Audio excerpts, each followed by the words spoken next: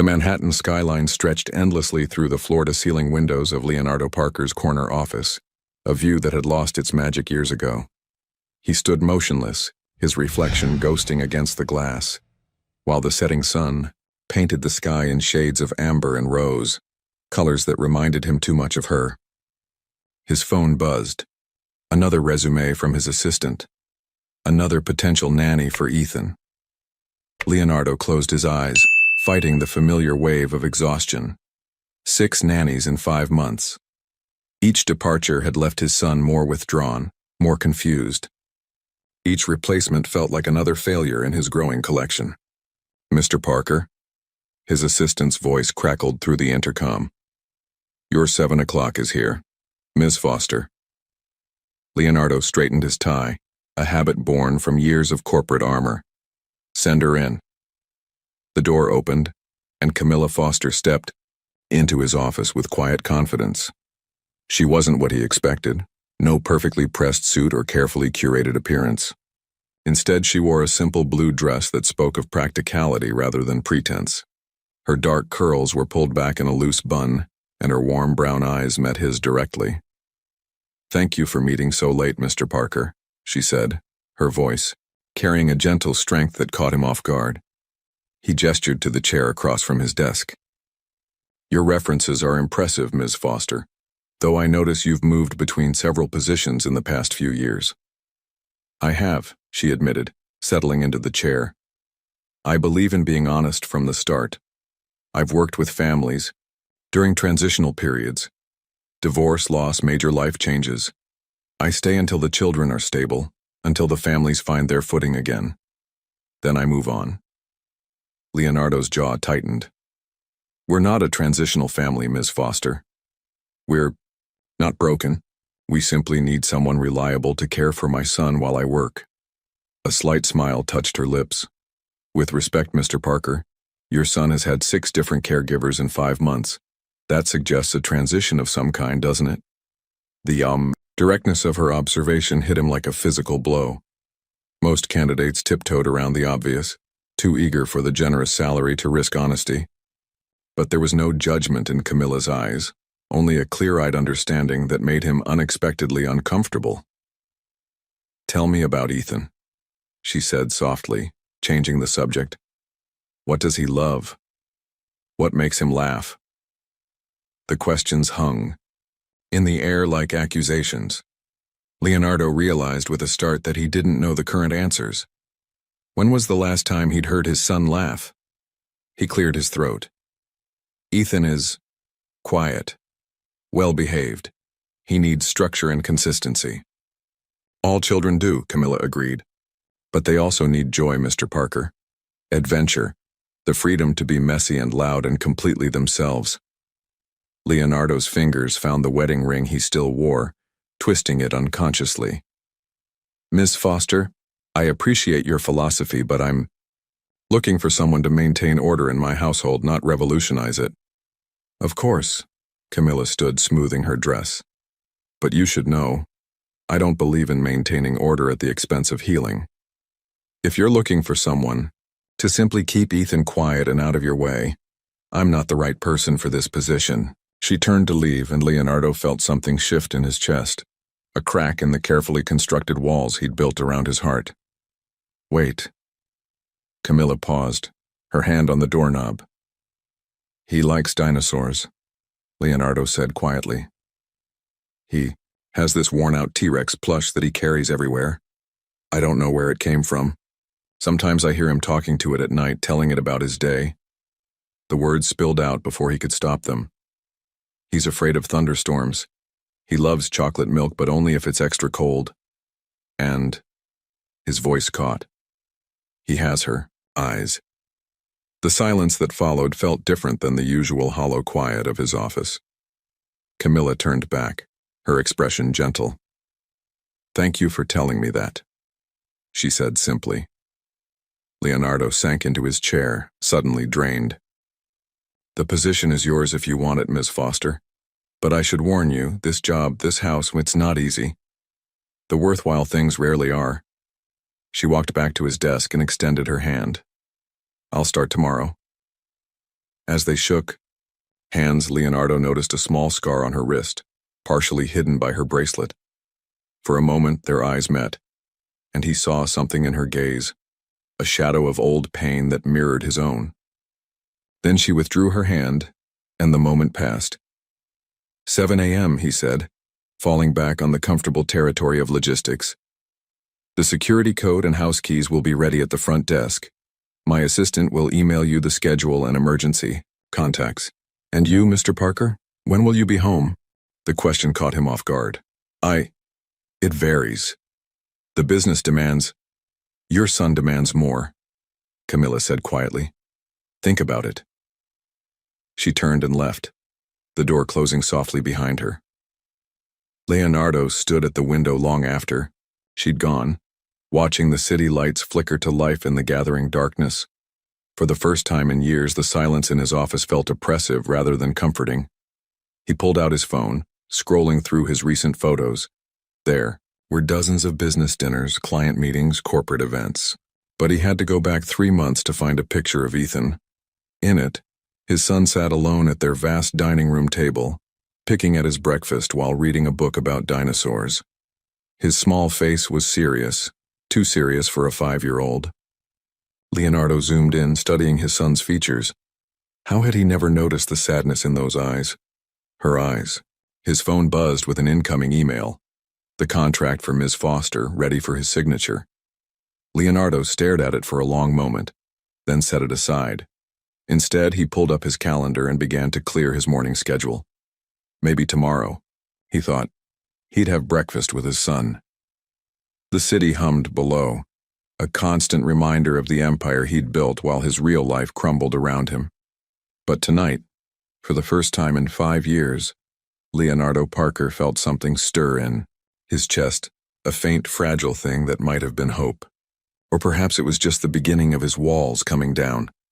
Camilla arrived at the Parker mansion precisely at 7, the gravel driveway crunching beneath her feet as she approached the imposing front door. The Upper East Side was just waking, up with dog walkers and early joggers dotting the quiet streets. She touched the small locket around her neck, a habit she'd developed years ago when facing new beginnings, and pressed the doorbell. The house's security system hummed to life, scanning her newly programmed credentials. Inside, she heard the soft patter of small feet, followed by the measured stride of an adult. Regina, the housekeeper Leonardo had mentioned, opened the door. Her stern expression softened slightly at Camilla's punctuality. Mr. Parker is in his study with Ethan. Follow me. The interior was exactly what Camilla expected. Pristine, expensive, and utterly devoid of warmth. No family photos adorned the walls, no children's artwork brightened the refrigerator. It was a house designed for magazines, not memories. Regina knocked on the study door. Ms. Foster has arrived, sir. Come in, Leonardo called, his voice tight with an emotion Camilla couldn't quite identify. The study was different from the rest of the house. Bookshelves lined the walls, their contents a mix of business volumes and, surprisingly, children's books. Ethan sat in an oversized leather chair, his small frame almost swallowed by its bulk. His dinosaur plush, the T-Rex Leonardo had mentioned, was clutched tightly to his chest. Good morning, Ethan, Camilla said softly, kneeling to his eye level. I'm Camilla. Your dad told me you're quite the dinosaur expert. Ethan's eyes darted to his father, then back to Camilla. He didn't speak, but his grip on the dinosaur loosened slightly. Leonardo stood awkwardly behind his desk, his attempt at a casual breakfast with his son clearly not going as planned. Half-eaten toast and untouched eggs sat between them like evidence of their shared discomfort. Perhaps, Camilla suggested, noting the tension, Ethan could show me his room. That way you can finish your work calls, Mr. Parker. Relief flooded Leonardo's features. Yes, that would be. Actually, she interrupted gently, I think Ethan might feel more comfortable if you came with us. Just for a few minutes. The suggestion hung in the air.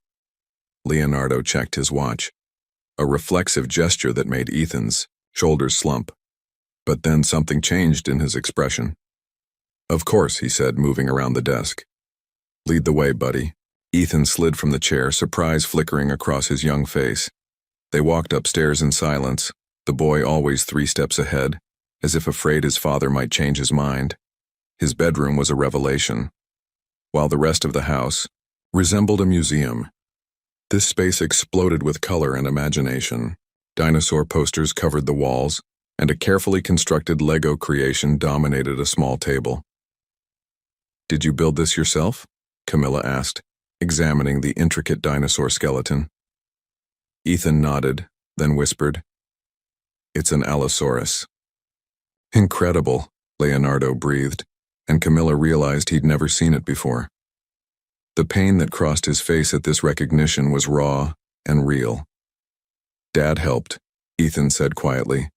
"Before." The word landed like a physical blow. Before. Before the accident. Before his mother died. Before his father disappeared into work and grief. "Maybe," Camilla ventured, "we could build something new together, all 3 of us." Ethan's eyes widened. "You build Legos." "I love Legos, though I'm probably not as good as you." She smiled, then glanced at Leonardo. "What do you think, Mr. Parker? Could you spare an hour this weekend?" Leonardo's hand went to his wedding ring, a gesture Camilla had already noticed he made when uncomfortable. "I have meetings on Saturday, but Sunday?" He looked at his son's hopeful face, and something shifted in his expression. "Sunday is free." The smile that bloomed on Ethan's face transformed him. For a moment, Camilla caught a glimpse of the happy child buried beneath years of loss and silence. "I should go," Leonardo said, checking his phone. But he hesitated, then did something that surprised them all. He knelt down and hugged his son. The embrace was awkward, unpracticed, but Ethan melted into it instantly. After Leonardo left, Camilla spent the morning getting to know Ethan. He was quiet but thoughtful, his knowledge of dinosaurs far beyond his years. By lunchtime, he'd begun to relax, even laughing when she made his sandwich into the shape of a stegosaurus. That afternoon, while Ethan napped, Camilla explored the house more thoroughly. In a rarely used sitting room, she found what she was looking for, a photo album, dusty with neglect. Inside, she discovered Isabella Parker's smile, captured in dozens of moments. The same smile Ethan had shown this morning when his father hugged him. "That was her favorite room," Regina said quietly, appearing in the doorway. She used to sit there reading to Ethan before. Camilla closed the album gently. "Tell me about her." Regina studied her for a long moment. "Why?" "Because her absence shapes this house, shapes them. And if I'm going to help that little boy smile again, I need to understand what he's lost." The housekeeper's stern facade cracked slightly. "She was sunshine," she said simply. "And when she died, Mr. Parker locked away everything that reminded him of light." She straightened, professional mask sliding back into place. "Don't waste your time trying to fix them, Ms. Foster. Better nannies than you have tried." "I'm not trying to fix them," Camilla replied, touching her locket again. "Some things can't be fixed, but sometimes, if you're patient enough, broken pieces can form something new. Something different, but still beautiful." Regina's expression softened, marginally. "You sound like her." She turned to leave, then paused. "Mr. Parker works late on Thursdays. That's when Ethan has his worst nightmares, just so you know." That evening, as Camilla prepared to leave, she heard music drifting from Ethan's room. She found him sitting on his floor, playing with his T-Rex and talking softly to himself. "Ready for bed?" she asked. He nodded, climbing under his dinosaur-covered comforter. "Will you be here tomorrow?" "Yes," she promised, "and the day after that." "That's what they all say," he whispered, turning away. Camilla sat on the edge of his bed. "Ethan, look at me." She waited until he did. "I can't promise I'll be here forever, but I can promise that right now, in this moment, you matter to me. And sometimes the now is all we need to begin healing."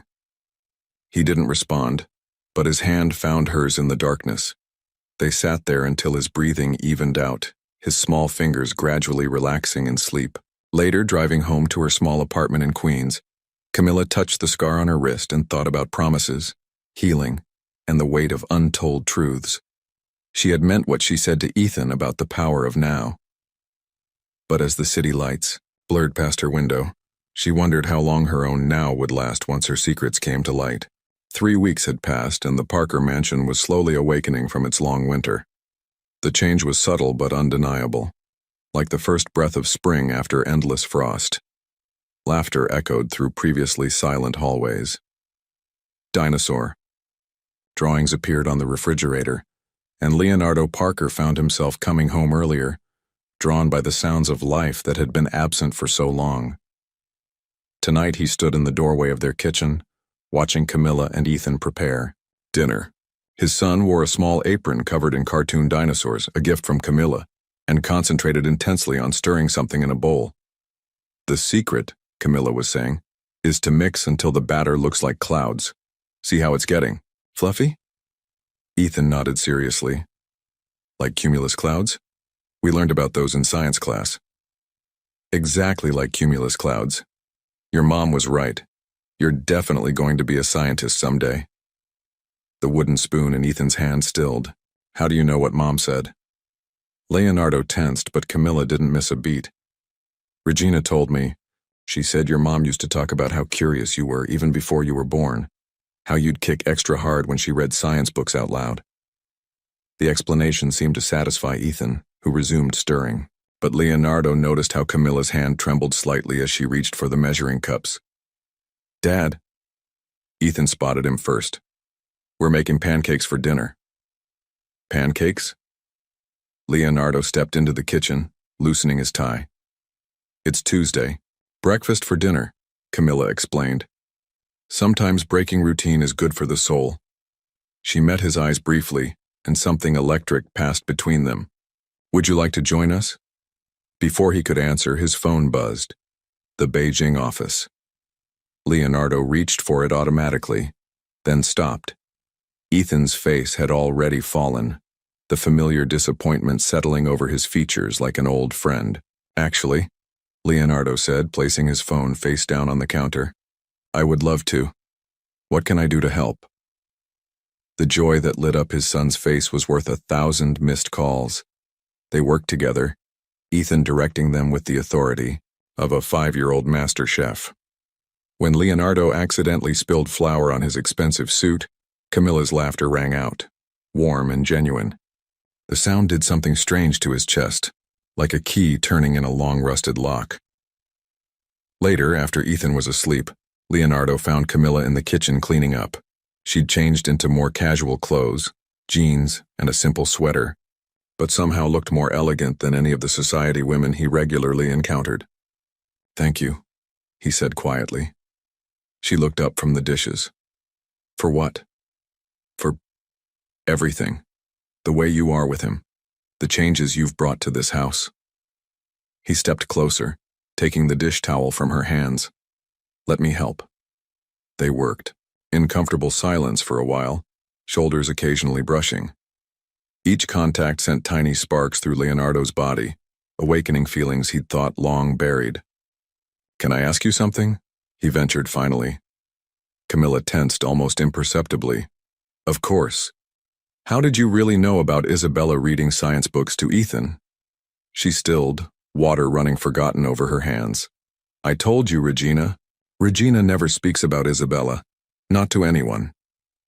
He turned off the faucet, forcing Camilla to face him. "Who are you really, Ms. Foster?" Their eyes met, and Leonardo saw something flicker in her gaze. Fear, guilt, or perhaps both. She opened her mouth to respond, but a crash from upstairs interrupted them. "Ethan!"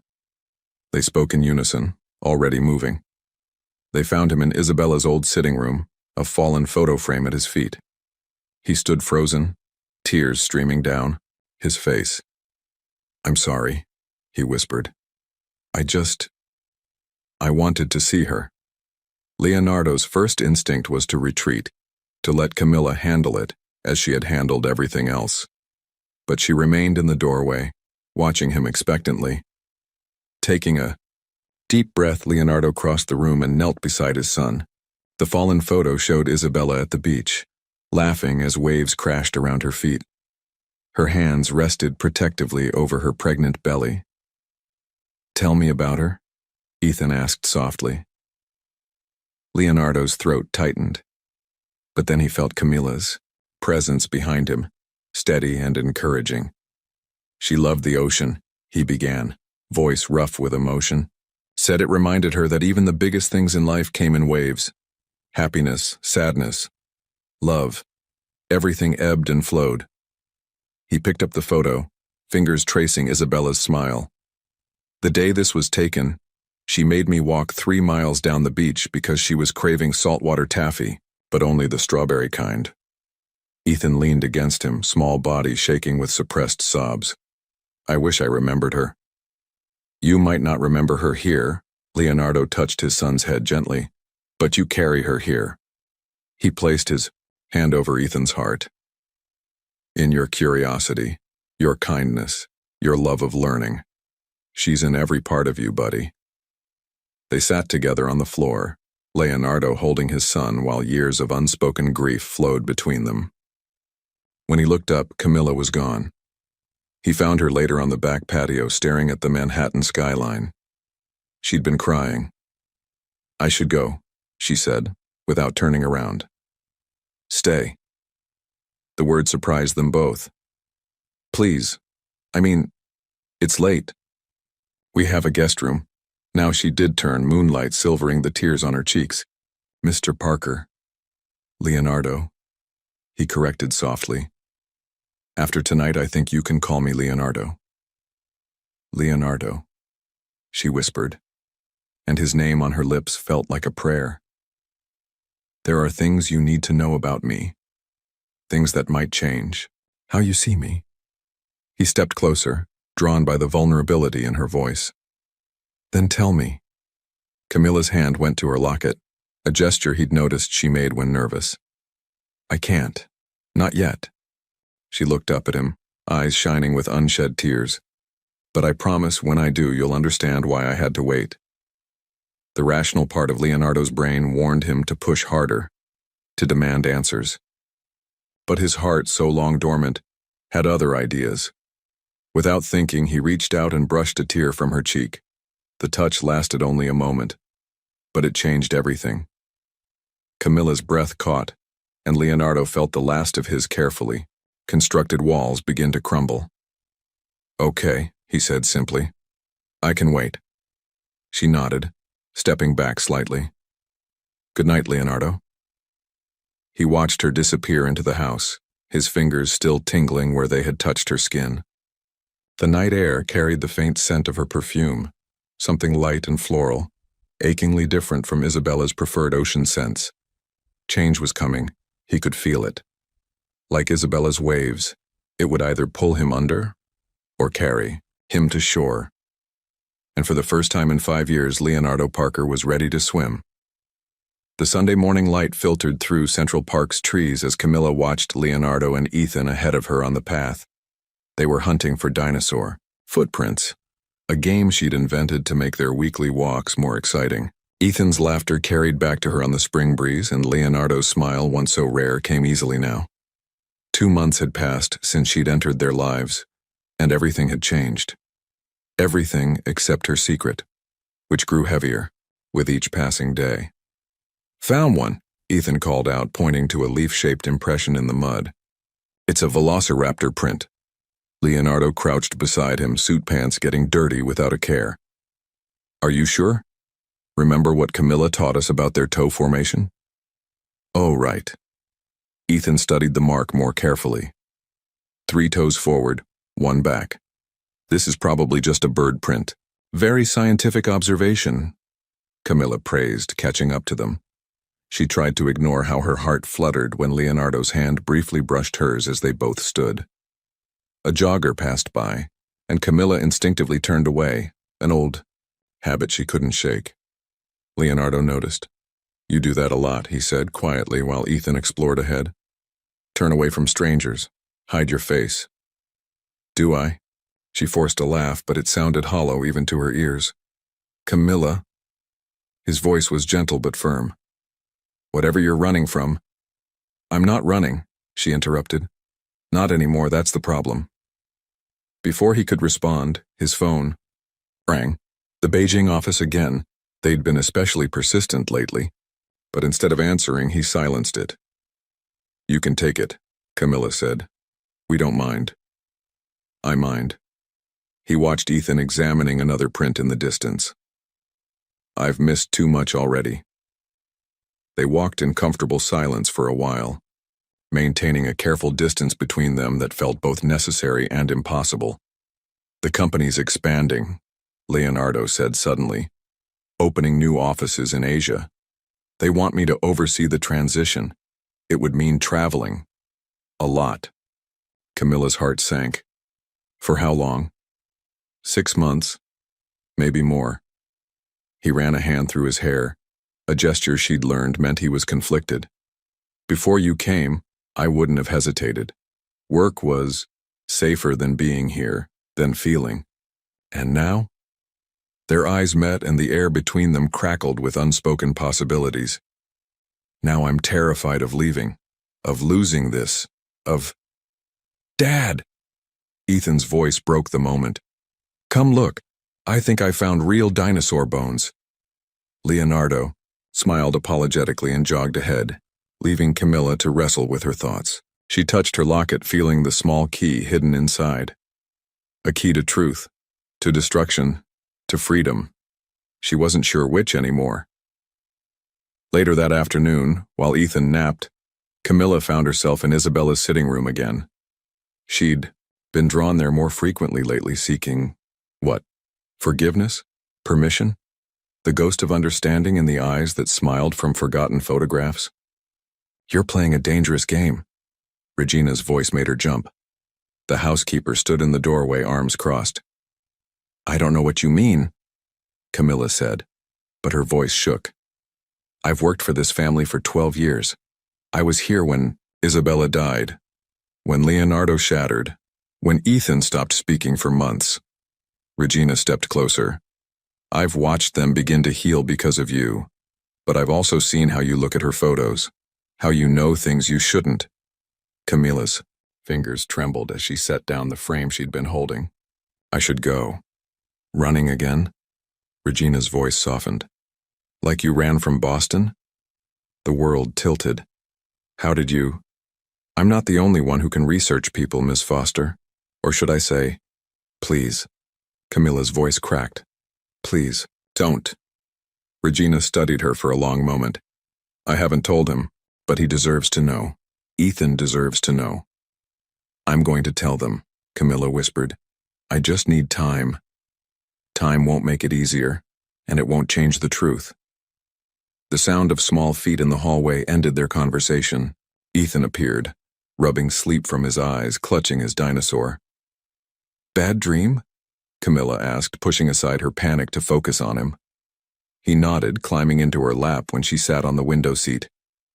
This casual trust, this easy affection, how much longer would she have it? That evening, after Ethan was asleep, Camilla found Leonardo in his study.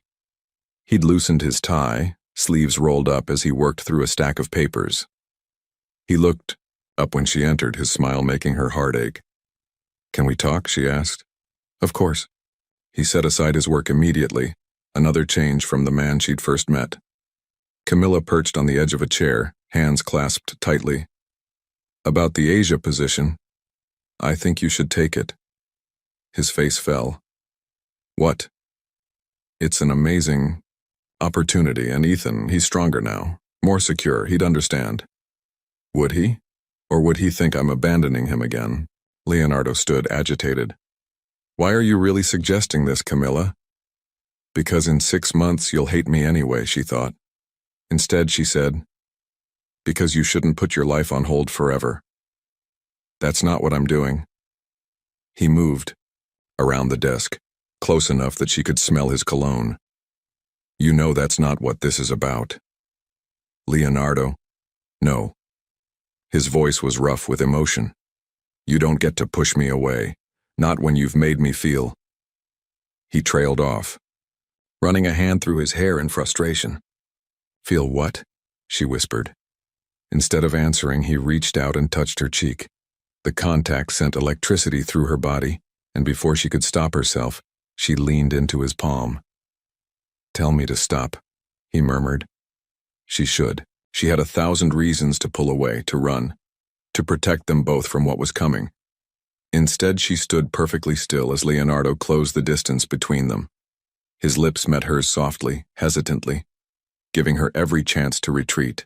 When she didn't, the kiss deepened, becoming something hungry and desperate and healing all at once. His hands tangled in her hair, and hers gripped his shirt, and for one perfect moment, nothing else mattered.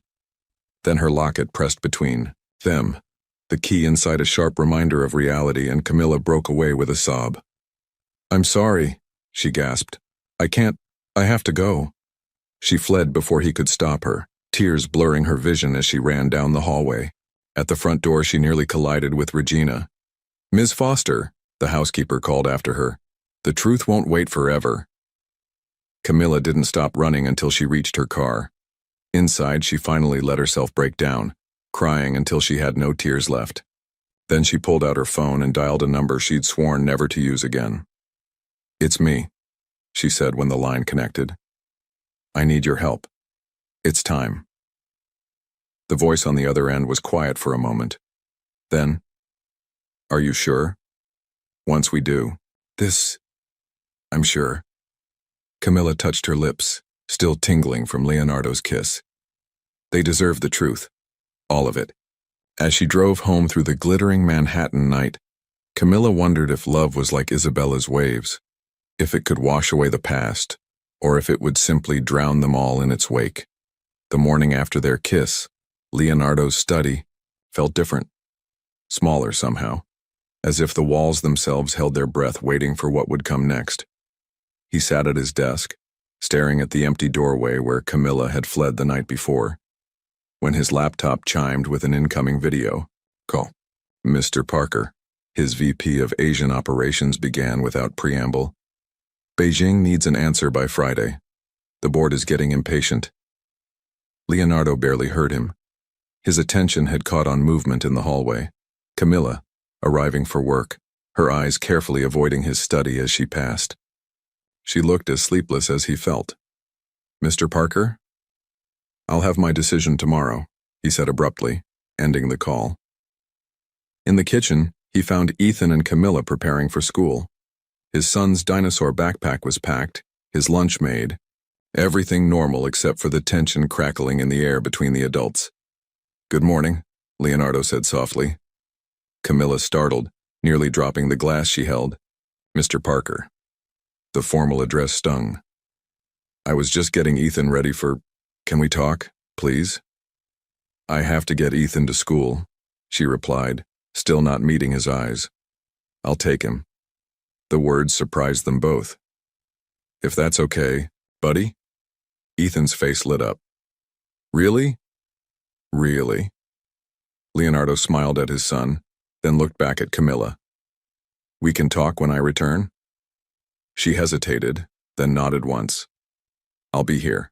The drive to school was filled with Ethan's excited chatter about his upcoming science presentation on prehistoric marine life.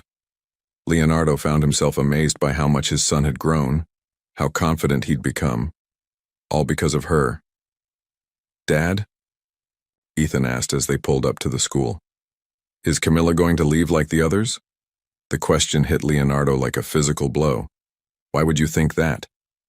"Because..." Ethan clutched his dinosaur closer. "She was crying last night. I heard her. The others cried too before they left." Leonardo's chest tightened. "Ethan, look at me." He waited until his son met his eyes. "Camilla cares about you very much.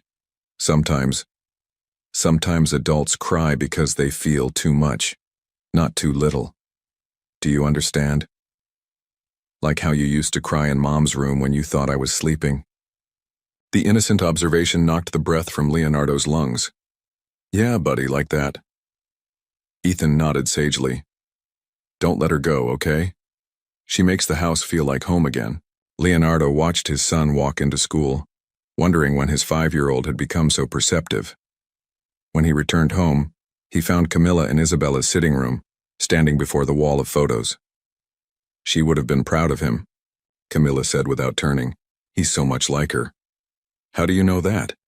The question that had haunted him for weeks finally broke free. How do you know so much about her? Camilla's shoulders tensed. Leonardo? No more deflections. He stepped closer. Last night you ran. I let you. But I can't pretend anymore.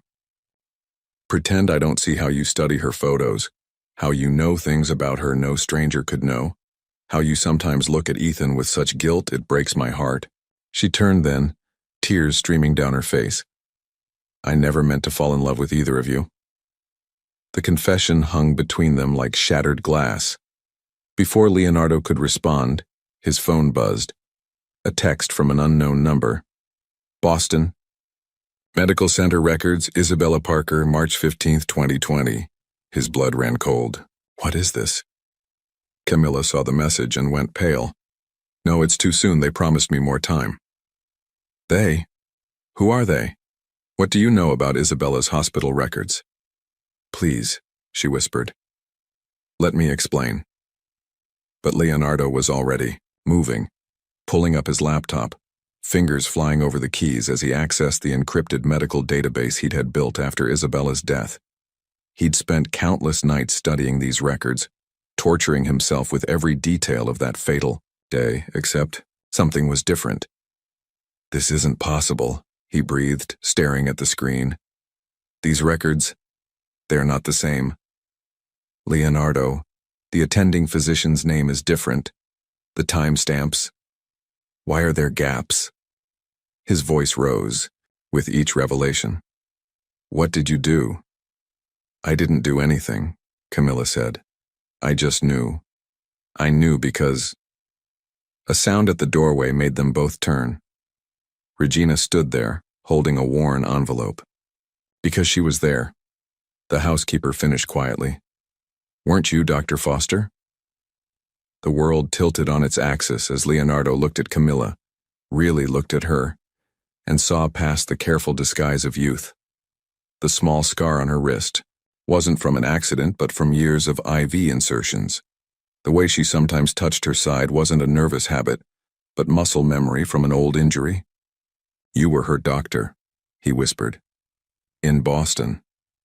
Camilla, Dr. Foster, closed her eyes, tears falling freely now.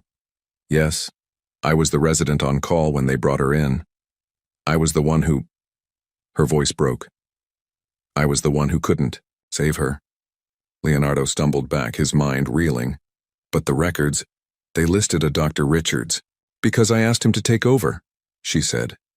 After what happened, after what I discovered, I couldn't be the one to sign them. What you discovered? Ice formed in Leonardo's veins. What aren't you telling me? Regina stepped forward, offering the envelope. This came for you 6 months ago. I've been holding it, waiting. With trembling hands, Leonardo opened it. Inside was a police report, buried for 5 years, detailing skid marks on the road where Isabella crashed. Mechanical failure. Cut. Brake lines. It wasn't an accident, Camilla said softly. Someone wanted her to crash that day.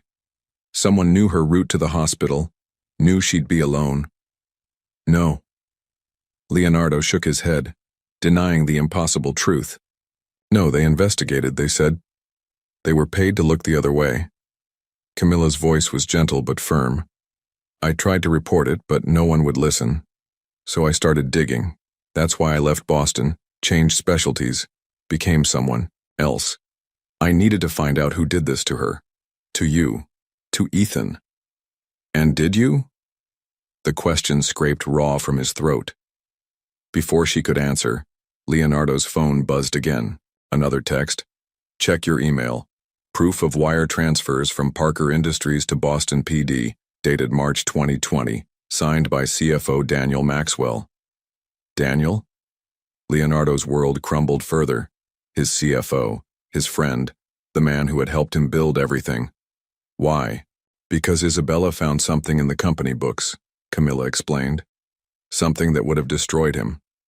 She tried to tell you that morning, but you were in meetings. The truth slammed into Leonardo like a physical force, driving him to his knees. All these years of guilt, of believing he'd failed her by not answering his phone, and now this. "I came here to expose him," Camilla continued, her voice breaking. "To get justice for Isabella. But then I met Ethan, and you, and..." She knelt beside him, reaching out but not quite touching. "I fell in love with the family she died trying to protect. I'm so sorry." Leonardo looked up at her through tears, seeing both the woman he'd fallen for and the doctor who'd tried to save his wife. Love and betrayal warred in his chest. "Get out," he whispered. "Leonardo, please, get out!" The scream tore from his throat, 5 years of grief and rage exploding at once. Camilla stood slowly, her own tears falling freely. "Everything I felt was real," she said softly. "Everything I feel for you, for Ethan, it's all real."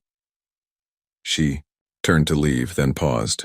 Removing her locket, she placed it on Isabella's favorite chair. The key inside? It opens a safety deposit box at First National. Everything you need to bring him down is there. Do what I couldn't. Make him pay for what he took from you. Leonardo didn't move as her footsteps faded away. Didn't respond. When Regina quietly left the room, he sat there surrounded by Isabella's smiling photos until the sun set and the room grew dark. Only then did he reach for the locket, feeling its weight. The weight of truth, of justice, of love lost and found and lost again in his palm. Somewhere in the house he heard Ethan return from school calling out for Camilla. The sound of his son's voice, so full of trust about to be broken, finally shattered Leonardo's paralysis. He had failed Isabella once by not listening. He wouldn't fail her again. Standing, Leonardo pulled out his phone and dialed the police commissioner's private number. "This is Leonardo Parker. We need to talk about Daniel Maxwell and what really happened to my wife." The war had begun, but as he moved to leave the room, Leonardo caught a glimpse of his reflection in the window, and for the first time in 5 years, he saw not just grief in his eyes, but purpose. The truth, he realized, wasn't just about justice for the dead. It was about healing for the living. The First National Bank's safety deposit room felt like a tomb. Leonardo stood before box 2318, Camilla's key trembling in his hand. Behind him, Regina waited silently, the only person he'd trusted with this moment. "Mr. Parker," the bank attendant prompted gently. He inserted the key, watching as she matched it with the bank's copy. The lock turned with a sound that seemed to echo through his bones. Inside lay a thick manila envelope and a smaller white one with his name written in familiar handwriting. Isabella's handwriting. "Sir?" Regina's voice was soft. "Perhaps we should take these home." Home. The word felt hollow now. In the 3 days since Camilla's revelation, the mansion had reverted to its former silence. Ethan had stopped eating, stopped talking, his dinosaur clutched to his chest like a shield against another loss he couldn't understand. "She left." He'd whispered that first night. "Just like you said the others did." The memory of his sons. Tears burned in Leonardo's throat as he gathered the envelopes. The drive home passed in a blur, the Manhattan skyline a smudge of gray against grayer clouds. In his study, Leonardo finally opened the manila envelope. Inside, he found meticulously organized evidence. Financial records, emails, surveillance, photos. 5 years of Camilla's investigation laid bare. But it was Isabella's letter that made his hands shake. "My dearest Leonardo, if you're reading this, something has happened to me. I've discovered something terrible about Daniel, about the company's overseas accounts, missing money, falsified records. It goes deeper than I initially thought. I'm meeting with our lawyers today, but I needed to ensure there was a backup of everything I've found. I'm leaving this letter and the evidence in a safety deposit box. The key will go to someone I trust, someone who will know when it's time for the truth to come out. I know how much the company means to you, how hard you've worked to build it. But I also know your heart, my love. You would never want success built on corruption. If something happens to me, remember, you are stronger than your grief. Ethan will need that strength. And maybe someday you'll find someone who helps you remember how to live, not just survive. I love you, always and forever. Isabella. The letter slipped from Leonardo's numb fingers. A sound escaped him. Half laugh, half sob. All this time, he whispered. She was trying to protect us. And so was Dr. Foster, Regina added quietly from the doorway. Leonardo looked up sharply. She lied to us, used us. Did she? Regina moved into the room, her usual stoicism softening. I've watched that woman fall in love with your son, with you. Whatever brought her here, what she found changed everything. Before Leonardo could respond, his phone buzzed. Daniel Maxwell's name flashed on the screen. The board meeting's in an hour, his CFO's message read. Still need your decision on Asia. Leonardo stared at the message, rage and clarity crystallizing in his chest. Daniel had spent 5 years playing the grieving friend, all while knowing. Regina, he said, standing abruptly. Call my lawyers, all of them, and, he hesitated, find out where Camilla is staying. Already did. She handed him a slip of paper. A small apartment in Queens. She hasn't left in 3 days. The boardroom of Parker Industries commanded a stunning view of Manhattan, but Leonardo barely noticed it as he strode in, exactly 10 minutes late. Daniel Maxwell rose to greet him, the same fake sympathy in his eyes that had been there for 5 years. Leonardo, we were getting worried. Sit down, Daniel. Leonardo's voice cut through the room like ice. He looked at the assembled board members, men and women who'd helped him build this company. Before we discuss Asia, there are some documents you need to see. He opened his briefcase, removing copies of Isabella's evidence. 5 years ago, my wife discovered irregularities in our overseas accounts. She was going to expose a massive embezzlement scheme. He paused, meeting Daniel's increasingly pale face. The day she died, she wasn't just driving to the hospital because she was in labor. She was meeting with our lawyers. The room erupted in murmurs. Daniel stood again, sweat beading on his forehead. Leonardo, I don't know what you think you found, but sit down. Leonardo's quiet command froze everyone. The police are already on their way. They have copies of everything. The wire transfers, the bribes, the falsified accident. Report, it's over, Daniel. You can't prove anything, Daniel snarled, but his eyes darted toward the door. Actually, I can. Because my wife was smarter than you. And because the doctor you thought you'd silenced. Leonardo's smile was deadly. She spent 5 years building a case against you. The boardroom doors burst open as police officers entered. Leonardo watched his oldest friend being handcuffed, feeling nothing but cold satisfaction. Why? He asked as they led Daniel past him. She was pregnant. She was your friend. Daniel's face twisted. She was a threat. And you were too blinded by love to see what she would do to the company. I protected everything we built. No, Leonardo said quietly. You destroyed everything that mattered. After the chaos subsided after the board's emergency session and the press statements, Leonardo found himself driving to Queens. The apartment building was modest, a world away from Manhattan's luxury. He sat in his car for an hour, Isabella's letter burning a hole in his pocket. Finally, he walked up 3 flights of stairs and knocked on door 3B. Camilla opened it slowly. She looked different, older, more tired, the careful disguise of youth stripped away. But her eyes were the same ones that had brought light back into his home. Leonardo? Her voice cracked on his name. They arrested Daniel, he said. It's over. She sagged against the doorframe. Thank God. Why didn't you tell me sooner? Would you have believed me? She met his gaze steadily. A stranger showing up with accusations about your best friend? About the accident you'd spent 5 years blaming yourself for? No, he admitted. I wouldn't have. Silence stretched between them, heavy with unspoken words. Ethan misses you, he finally said. Fresh tears spilled down her cheeks. I miss him too. Both of you. So much. He hasn't touched his dinosaur book in days. Hasn't smiled. Leonardo took a deep breath. I keep waiting by the phone thinking, you'll call about a nightmare or a scraped knee or... Leonardo, I'm angry, he cut her off. I'm angry that you lied, that you came into our lives under false pretenses. I'm angry that you made us love you knowing you carried this truth. His voice broke. But mostly I'm angry because even now knowing everything, I still want you to come home. Camilla's sob echoed in the hallway.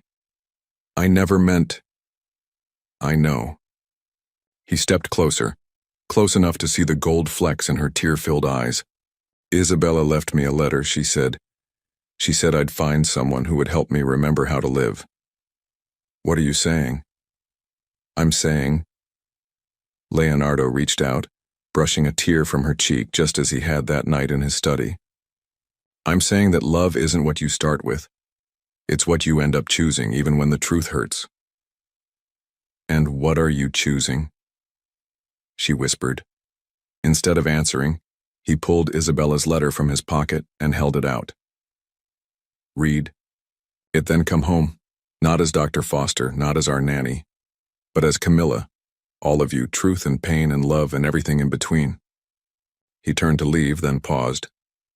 Ethan's science presentation is tomorrow. He still needs someone to help him practice his marine dinosaur facts. The hope that bloomed in Camilla's eyes was like watching the sun rise after the longest night. Leonardo? She called as he reached the stairs. Thank you for giving me a chance to choose too.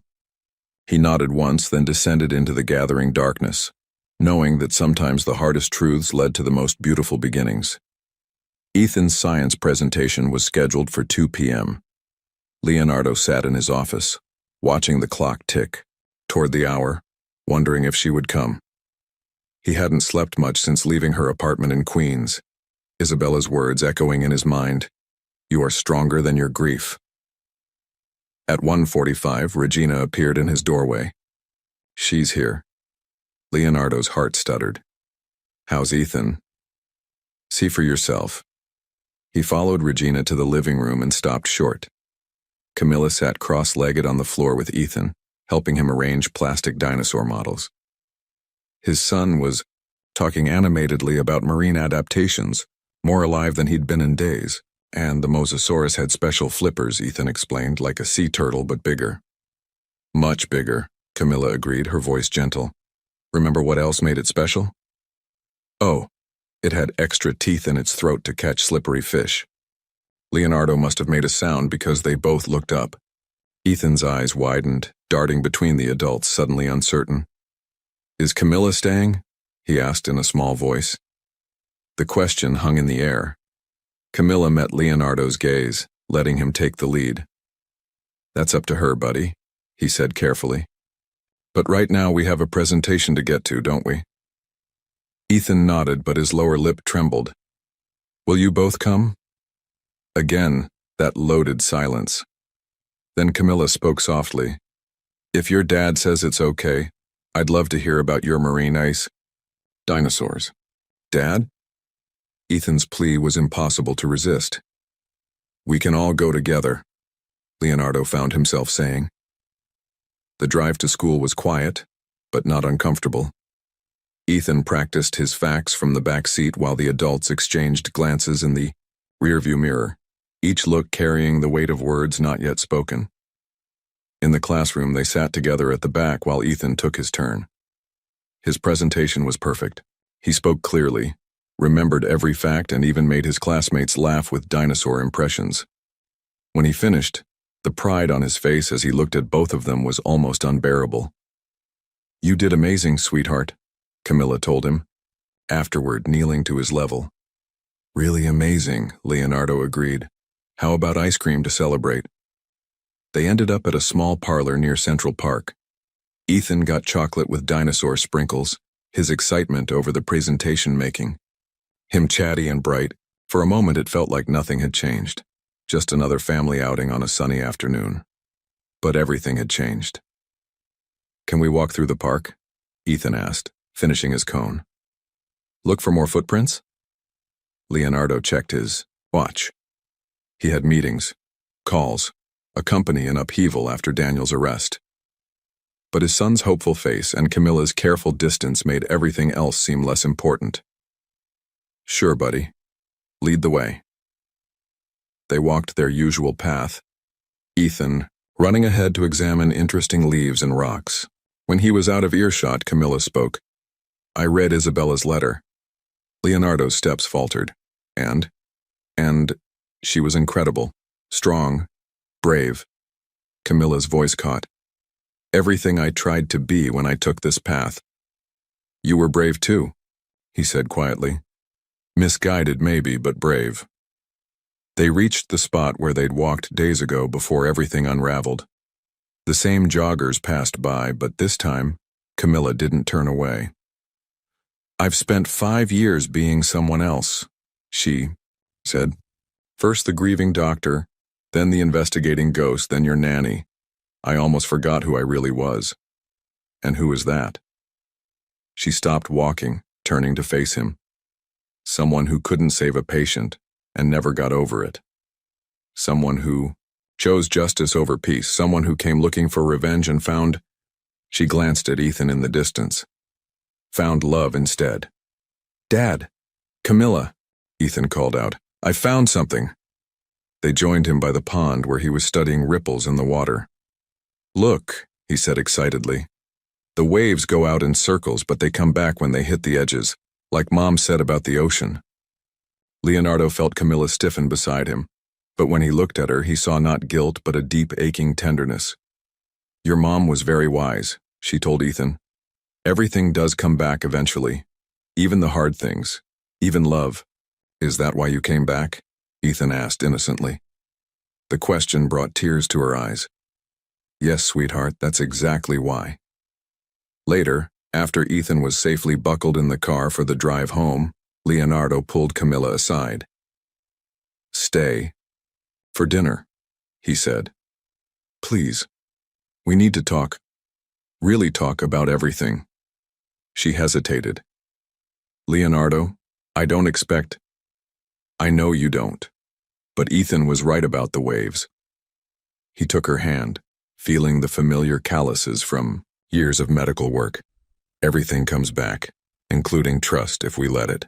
It won't be easy," she warned. "Nothing worthwhile is." He squeezed her hand. "But this time, we start with the truth. All of it." That evening, after Ethan was asleep, they sat in Isabella's sitting room. The photos watched over them as Camilla told her story, the full story. The young resident working a 30-hour shift when they brought in a critically injured pregnant woman. The desperate race to save both mother and child. The discovery of brake tampering that no one would investigate. "I couldn't let it go," she said, twisting her empty chain where the locket had been. "I kept seeing her face, hearing her last words." Leonardo's breath caught. "What did she say?" "She made me promise to watch over you both." Her last act wasn't fear or anger. It was love. Camilla's voice broke. "I tried to honor that promise the only way I knew how. By becoming our guardian angel. By becoming whatever you needed." She met his eyes. "I just never expected to need you too." Leonardo stood walking to the window where Manhattan glittered like scattered stars. "I've been thinking about what Daniel said, about being blinded by love."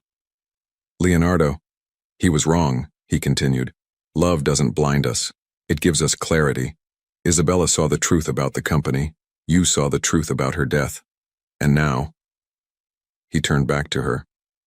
"Now I see the truth about us, which is that sometimes the people we lose send us the people we need, even if they come in unexpected ways." Camilla rose slowly, crossing to stand before him. In the dim light, he could see both versions of her. The young nanny who had brought joy back to his home, and the strong woman who had fought for justice behind the scenes. "I can't replace her," she whispered. "I'm not asking you to." He touched her cheek. "I'm asking you to be yourself. Finally, completely yourself. And who will that be to you? To Ethan?" Leonardo smiled softly. "That's what we'll find out. Together." Their kiss was different this time. No secrets between them. No guilt shadowing the tenderness. When they parted, Camilla rested her forehead against his chest, listening to his heartbeat. "I should go," she murmured. "It's late." "Or, you could stay. In the guest room," he added quickly. "Start fresh tomorrow." She pulled back, studying his face. "Are you sure?" "No," he admitted. "I'm not sure about anything except that when you're not here, the house feels wrong again. And I'm tired of living in a house that feels wrong." From upstairs came the faint sound of Ethan talking in his sleep, probably explaining dinosaur facts to his dreams. The familiar sound made them both smile. "Okay," Camilla said softly. "Tomorrow then." As they climbed the stairs together, Leonardo glanced at Isabella's photo on the wall. In the shadows, her smile seemed knowing, as if she had orchestrated this all along, sending them exactly what they needed exactly when they needed it. Sometimes he realized love worked in waves. It went out broken and came back whole, carrying pieces of healing in its wake. 2 weeks after Daniel's arrest, the media frenzy had finally begun to subside. The morning papers no longer carried headlines about Parker Industries' embezzlement scandal or its CFO's dramatic downfall. But inside the mansion, larger changes were still unfolding. Camilla stood in her queen's apartment, surrounded by moving boxes, when her phone buzzed with a message from the hospital board in Boston. "Dr. Foster, in light of recent events, we'd like to discuss reinstating your medical license." Her hands trembled as she read the message. After 5 years of hiding, of being someone else, the possibility of returning to medicine felt both thrilling and terrifying. She had just begun typing a response when another message arrived. This one from Leonardo. "Ethan won't go to sleep. Keeps asking for your special dinosaur story. Help?" A smile tugged at her lips as she gathered her coat. The choice wasn't really a choice at all. When she arrived at the mansion, she found them in Ethan's room. Leonardo sat on the edge of the bed, his tie loosened, looking completely out of his depth as Ethan clutched his dinosaur and stubbornly refused to close his eyes. "I heard someone needs a story," she said from the doorway. "Camilla!" Ethan's face lit up. "Dad doesn't do the voices right." Leonardo's mock-offended expression made her laugh. "Well, we can't have that, can we?" She settled into the familiar routine, telling the tale of the brave little pterodactyl who was afraid to fly until he realized that fear and courage could exist in the same heart. As she spoke, she felt Leonardo's eyes on her, saw how he studied her with a mix of wonder and lingering uncertainty. After Ethan finally drifted off, they made their way downstairs to the kitchen. It had become their nightly ritual, sharing tea and truth in the quiet hours. "The hospital board contacted me," she said, warming her hands around her mug. Leonardo stilled. "About your license?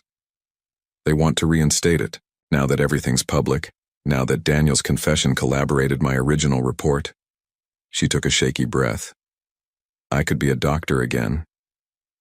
"In Boston?" The question carried weight beyond its simple words. Camilla set down her mug. "They have excellent pediatric departments here in New York, too." Relief flickered across Leonardo's face, followed quickly by guilt. "I don't want to hold you back. If Boston is where you need to be." "Boston is where I lost myself," she interrupted gently. "New York is where I found myself again. Where I found—" She gestured vaguely, encompassing the house, him, everything that had changed. Leonardo reached across the counter and took her hand. The touch was still new enough to send electricity through her skin. "Speaking of changes," he said, "the board made a decision about Asia." Camilla's heart clenched. "When do you leave?" "I don't." His thumb traced patterns on her palm. "I turned it down. Leonardo, no, that opportunity isn't worth what I'd lose. He met her eyes steadily. I've spent 5 years running from this house, from memories, from feeling anything real. I'm done running. Before she could respond, a crash sounded from upstairs, followed by Ethan's cry. They both moved instantly, racing up the stairs to find him tangled in his bedsheets, tears streaming down his face. Nightmare? Camilla asked softly, already moving to comfort him. Ethan nodded, burrowing into her embrace. The bad man took you away like he took Mom. The words hit them both like physical blows. Leonardo sank onto the bed, gathering them, both into his arms. Daniel can't hurt anyone anymore, he assured his son. And Camilla. He met her eyes over Ethan's head. Camilla isn't going anywhere. Promise? Ethan's voice was small. Camilla's throat tightened. I promise, sweetheart. In fact, she glanced at Leonardo, seeking permission. I was thinking about finding a house closer to here, maybe even in this neighborhood. Or, Leonardo said quietly, you could just stay here. The offer hung in the air between them, massive in its implications. Ethan's head shot up, hope blazing in his eyes. Really? You could live here? With us? That's a big decision, Camilla hedged, though her heart raced. Your dad and I would need to talk about it more. We could make it work, Leonardo said. Take it slow, do it right. Later, after Ethan had fallen back asleep between them, they sat in the hallway outside his room, shoulders touching. Did you mean it? Camilla asked. About making it work? I meant everything. Leonardo turned to face her. The guest room could be yours for as long as you need. No pressure, no expectations, just stay. Be part of this family. Officially, completely. What about when I start practicing again? The hours will be crazy, the schedule unpredictable. Then we'll adapt. Ethan already thinks you're a superhero. Finding out you save other kids too will only convince him more. His smile faded, slightly. Unless you don't want... Camilla silenced him with a kiss, pouring 5 years of longing and weeks of newfound love into the contact. When they parted, both breathless, she whispered, I want everything. The mess, the complications, the joy, all of it. Even the dinosaur voices, especially the dinosaur voices. She leaned her head on his shoulder. Though you really are terrible at them. His laugh rumbled through her. I love you, he said softly. Not because of who you were pretending to be, but because of who you really are. Every complicated, beautiful piece of you. Tears pricked her eyes. I love you too, both of you, more than I ever thought possible. From Ethan's room came the sound of him talking in his sleep. Something about flying dinosaurs and brave hearts. The familiar sound made them both smile. So, Leonardo said, should I have Regina prepare the guest room? Camilla pretended to consider it. I don't know.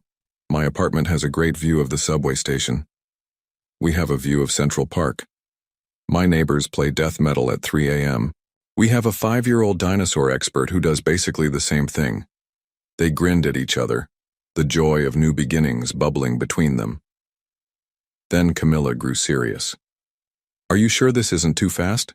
That we're not just getting caught up in everything that's happened? Leonardo took her hand, running his thumb over where her locket used to rest. 5 years ago, I thought love was something you only got once. Isabella proved me wrong with her letter. You proved me wrong with your courage. And Ethan, he smiled softly. Ethan proves me wrong every day with his capacity to love without limits. So what are you saying? I'm saying that maybe time isn't what matters. Maybe what matters is recognizing the moment when your heart finds its home.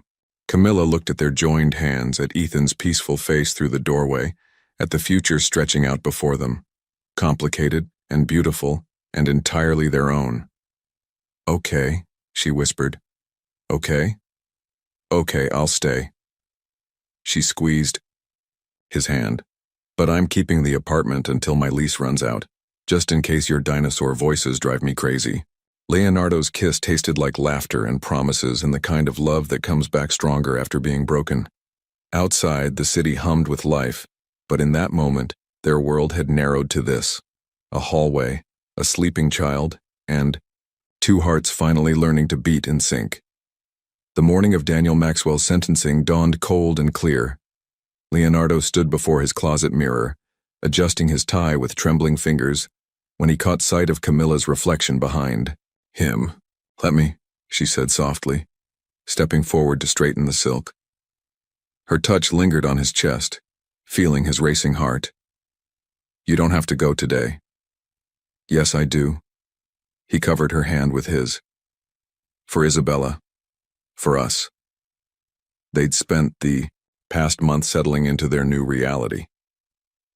Camilla had gradually moved her things from Queens, transforming the guest room into her own space while maintaining the careful boundaries they'd established. Her medical license reinstatement was processing, and she'd already received offers from 3 Manhattan hospitals. But today wasn't about their future.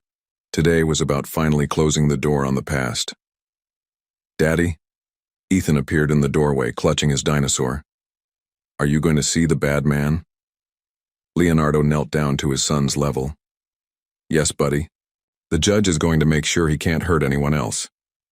"Can I come?" "No, sweetheart," Camilla answered gently. "But I was thinking we could do something special instead. Remember that museum exhibit you wanted to see? The one about marine dinosaurs?" Ethan's eyes lit up, but he looked uncertainly at his father. "Will you come later, Dad?" "Promise." Leonardo hugged him tight. "Save all your best facts for me." At the courthouse, Regina waited on the steps. She'd insisted on coming, on representing the household that Daniel's actions had nearly destroyed. Together, they entered the imposing building where 5 years of lies would finally face justice. The proceedings moved quickly. Daniel, once immaculate in custom suits, looked small in prison orange.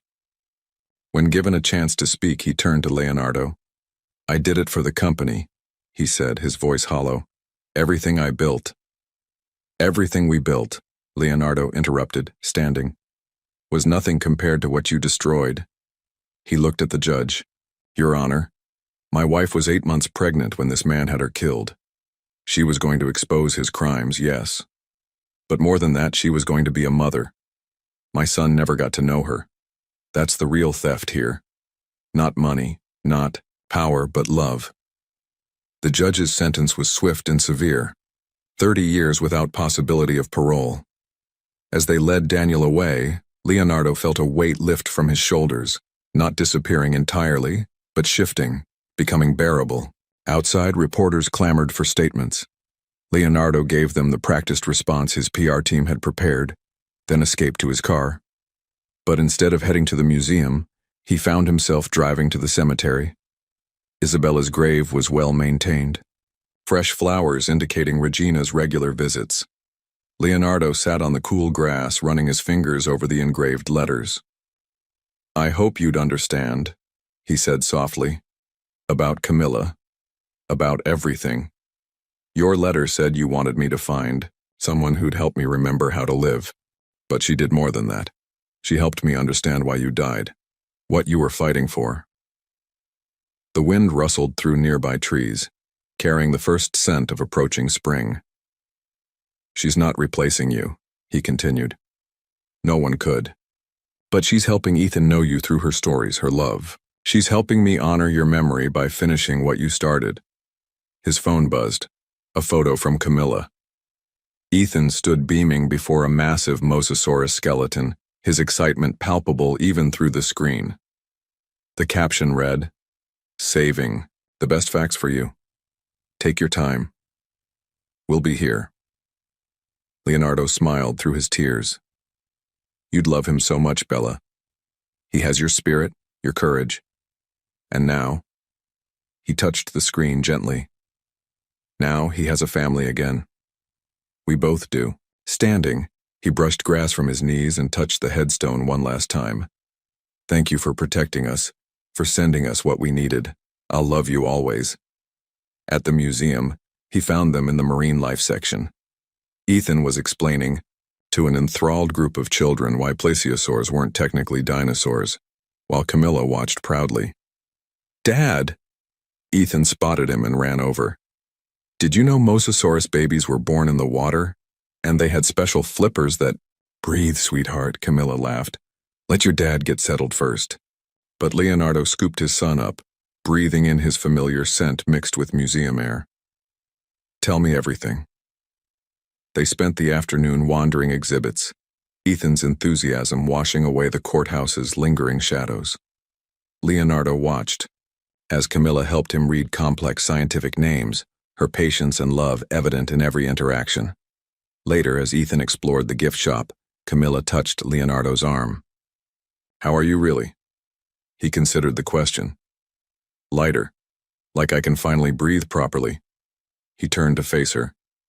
Thank you for being there today, for being here now. Always, she promised, then hesitated. I got another call from Boston General. They're offering me head of pediatric trauma, full reinstatement, my own department. Leonardo's heart stuttered. When do they need an answer? Tomorrow. She met his eyes steadily. I already gave them one. Camilla. I told them no. Her smile was soft but certain. New York Presbyterian offered me a position in their pediatric unit. The hours are better and— She glanced at Ethan, completely absorbed in examining plastic dinosaurs.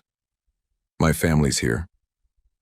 The word, family, sent warmth spreading through Leonardo's chest. He pulled her close, not caring about the other museum visitors. I love you, he whispered against her hair. I love you too. She pulled back slightly. Both of you. All of this. Even the dinosaur facts? Especially the dinosaur facts. Dad. Camilla. Ethan called from the gift shop. Can I get this? Mosasaurus? I promise to share it. They turned to find him clutching a stuffed marine reptile almost as big as he was. Other parents might have hesitated at the price tag, but Leonardo saw something in his son's expression, a pure joy that had been absent for too long. Of course, buddy. He shared a knowing look with Camilla. Every family needs a Mosasaurus. That evening, after Ethan had fallen asleep surrounded by his new prehistoric friends, Leonardo found Camilla in Isabella's sitting room. She stood before the photos, but her expression was different now. Not guilt or secrecy, but peaceful acceptance. I had an idea, she said as he approached. About the room. Oh? What if we made it a family room? Keep Isabella's photos, but add new ones too. Create a space that honors the past while celebrating the present? Leonardo looked around the room that had been a shrine to grief for so long. I think— He pulled Camilla into his arms. I think Isabella would love that. Outside, the city lights twinkled like stars, while inside, a house that had known too much sorrow began to pulse with new life, new love, and the endless possibilities of tomorrow. 6 months after Daniel's sentencing, the Parker mansion hummed with activity.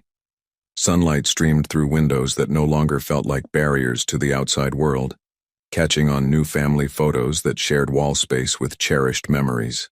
In the renovated sitting room, now a warm family space, Regina supervised the final touches for tonight's celebration. The banner's crooked, she called to Leonardo, who balanced precariously on a ladder. Since when are you an interior decorator? He teased, adjusting the Congratulations Dr. Foster sign. Since someone needs to maintain standards around here. But Regina's stern expression softened as she surveyed the room. Isabella would have loved this, you know. All of it. Leonardo climbed down, studying their work. The sitting room had been transformed. Isabella's photos remained, watching over everything like beloved guardians, but they were now joined by newer memories. Ethan's first successful science presentation, family trips to the museum, candid moments of laughter and love. Dad, Ethan, burst in wearing a tiny dress shirt and clip-on tie. Is it time yet? Is Camilla almost done? Almost, buddy. She's still at the hospital, finishing her first official day as attending physician. The past months had been a whirlwind of change. Camilla had started at New York Presbyterian, quickly proving herself as valuable there as she had been in their lives.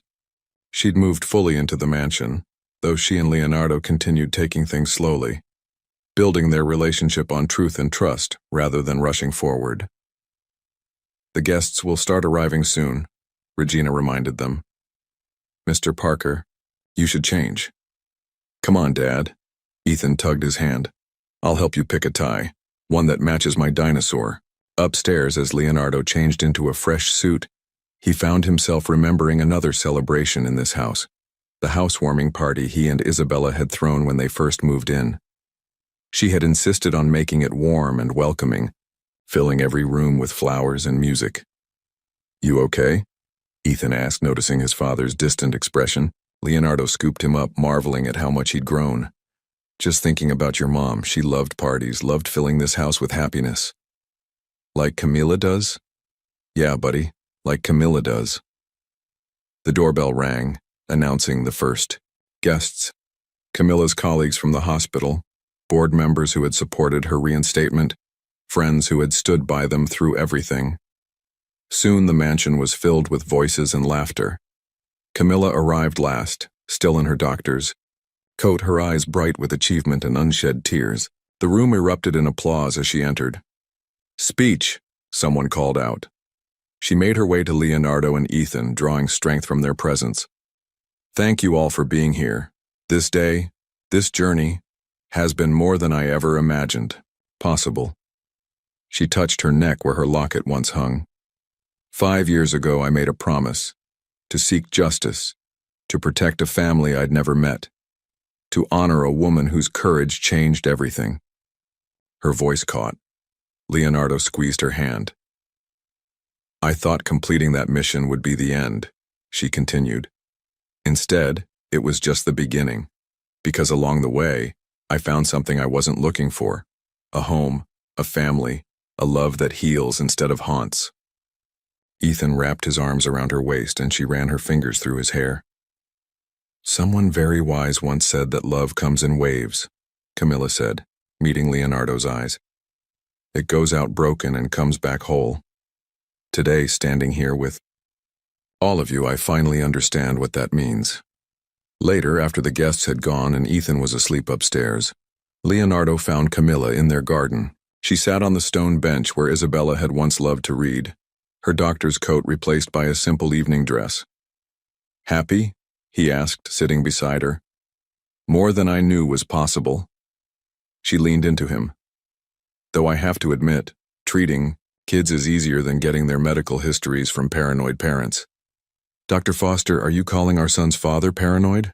"Well, you did interrogate 3 nurses about their dinosaur knowledge before letting them near his sprained ankle." They laughed together, the sound carrying into the warm night air. Then Camilla grew serious. "I've been thinking about something," she said. "The guest room." Leonardo's heart skipped.